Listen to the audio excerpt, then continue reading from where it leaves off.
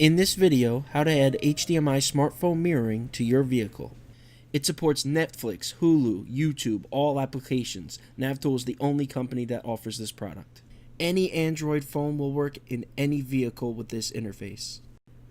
If your vehicle does not have Apple CarPlay, take advantage of NavTool's product and install it today. This particular demo is being shown in a GMC Yukon. However, any Buick, Cadillac, Chevrolet, or GMC vehicles will also be compatible with this device.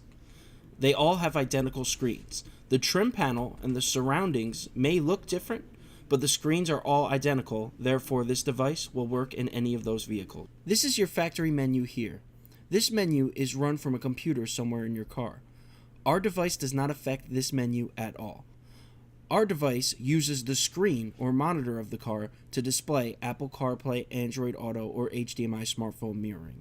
None of the car's original factory settings or factory menu will be affected in any way. HDMI mirroring is pretty self-explanatory. Whatever you see on your cell phone screen will appear on your car screen.